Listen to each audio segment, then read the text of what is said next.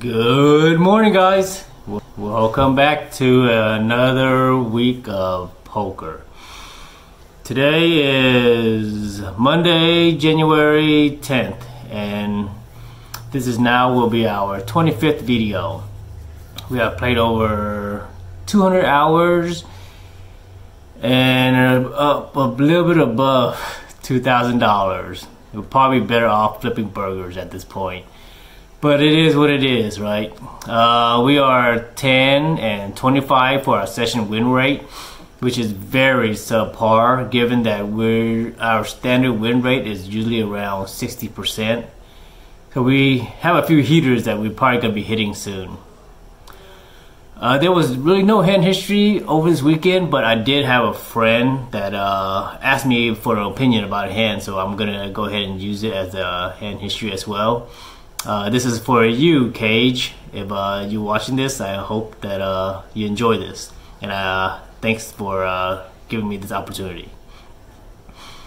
So the hand went was it was a bunch of limpers, and then it went to the hero. We'll just put him on the button, the last position to act. And he looks down and he has pocket kings. We just go king of spades, king of clubs. And then he raises to $75 to try to get all the limpers out. And then it's all folded to everybody but except an elderman, was what it was explained, who called. So this was, you could say it was weird, right? To limp and then call a $75 bet as an elderman who's they're usually in the tighter part. So then the flop was just a 9-9 blank. Let's just say 9 of diamond, 9 of spade, and 2 of clubs. So I think the pot's around, let's just say $170 at this point. And Elderman checks, and then the hero bets $125, and Elderman calls. So this is a what we call a lockdown board, right? There's really no draws, no bluffs, either he's got a made hand or he doesn't. So then the turn comes another blank. Let's just say a 3 of hearts, and the pot's now $420. And the elderman checks, and the play was that the hero, who has around 300 left, just went ahead and went all in.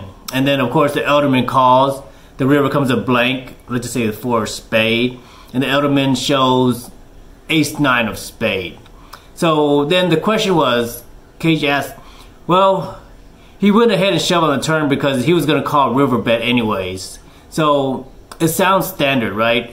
Like this is lockdown board. Either he got 9, but then I thought about it and then asked him, well, who has position? And it was the hero. So then we considered. Then the next question was, what if he did just check on the turn? What are the results then, right? So that if he checks on the turn, then the bad result would, like an ace peels off, then he loses a lot of value. But anything else that peels off, then again he has a positional advantage on the river to make a better decision because he could pick up extra information. So let's say on the river, if Elderman were to bet 125, then he could probably just call it 125 because raising there would make no sense anymore, because anything that calls is beating him. So then if let's say Elderman bets anywhere between 100 to 200, well then the hero could call and save himself $100 to $200, whatever is left that he didn't shove. If Elderman shoves, then he's gonna call anyway, so it's the same thing as if he shoved on the turn. If Elderman checks, now he could confidently value bet knowing that Elderman probably has a funky pocket pair, like maybe 6, 7, 8, maybe 10s, maybe jacks. So then he could value bet against those. And I think if we're given those situations, the only bad thing that could hurt his hand is an ace coming off. But I don't think an ace would really hurt his hand because Elderman cannot have, shouldn't be floating here with just a blank ace. So he probably already has a pocket pair or a 9, and like an ace-9 or something. So the ace is irrelevant. So that doesn't hurt him, but he gains an advantage and he gets to react to Elderman and see what he does on the river. So I think the better play, much better play, is to just check, because we have the hero has position, and evaluate on the river. And I think given the hand, if I was to know Elderman, given the pot was around 420, he would probably value bet 125 to 150. So the hero would have saved 175 to $150 if he didn't shove on the turn and just call the river bet. So that was it. We actually woke up early to take out my daughter to the school, so I already went to the gym. So now it's actually just time to go and do a little bit of meditation, rest up, and then we'll get back and start contemplation part before we head out for the week. See you in a little bit.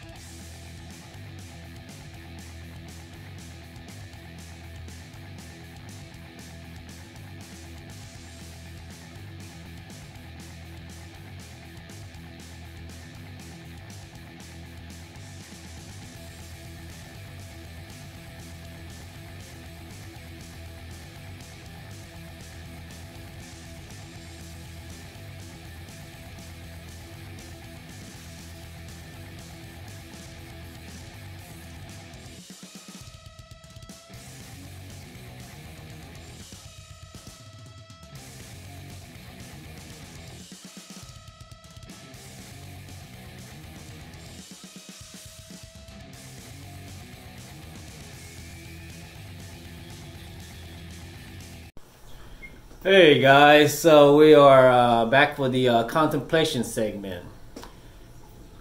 So today let's contemplate on contentment. That's something that is very hard to maintain, right? Especially in poker, because there's always a bigger and better game in poker, and it's hard to maintain contentment. But what is contentment? To start off, right? Last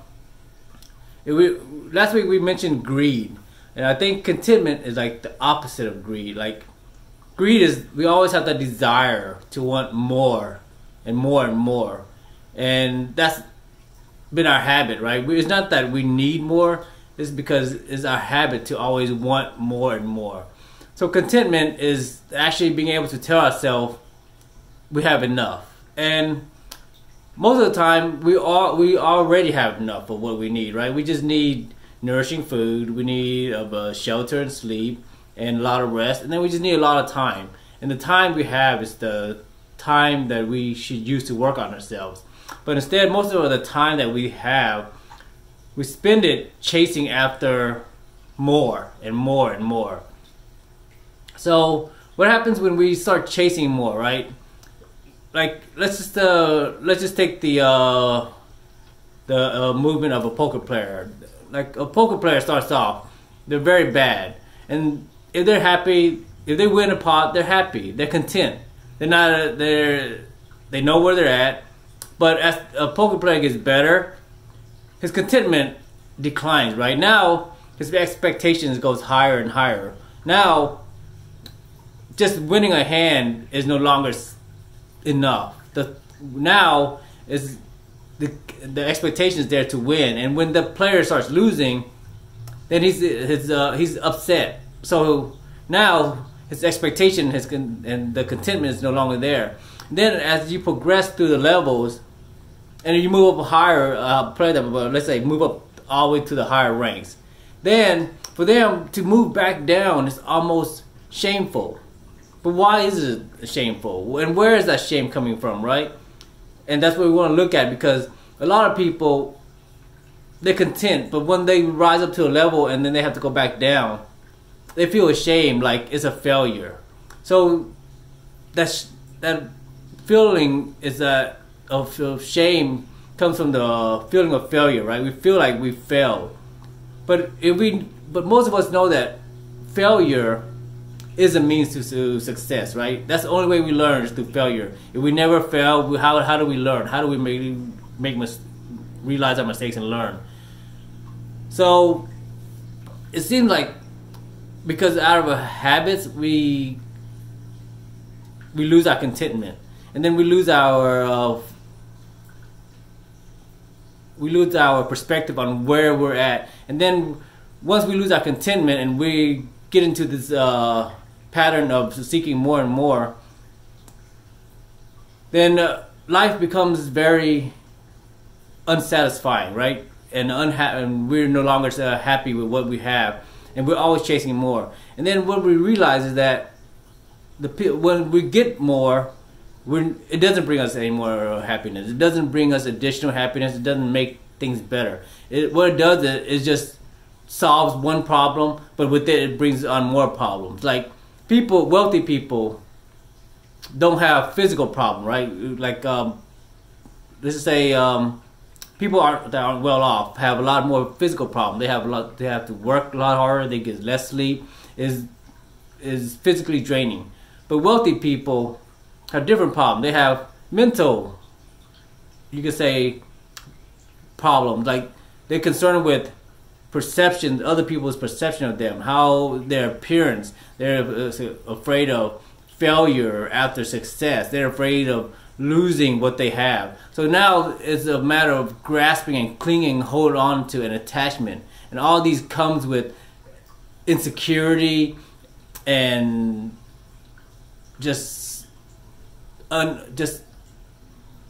jealousy, fear. So all these negative emotions come out of discontentment because we are no longer happy with what we have. We're always striving for more. So I think today what we want to try to focus and practice contentment. And practice contentment is just being able to just look at what we have now and being happy with what we have, being gracious, showing gratitude and appreciation for what we have now. We are where we're at right now, right? We should be where we're at. We are the results of our decisions and our actions. So to not be content with what we have now is to, you could say, be displeased with our current situation. But if we are displeased, it's because we see something we always see something that's green on the other side, right? The pasture is always green on the other side, and the reason it looks greener on the other side is because we're not familiar with the objects of our desires. We think that it's better, but most of the time, what we realize is that when we do acquire what we've been seeking, it doesn't satisfy us. It's not that great, and most of the time it's disappointment. So rather than seeking beyond what you already have, today let's practice being content and be gracious for what we have and just be happy. And throughout this week, let's just practice contentment and just always look at the stuff that we have now and versus what we don't have. And when if we could keep our perception on what we have now, then I believe that we will always maintain our contentment. That's it for now. I will see you tomorrow. See ya.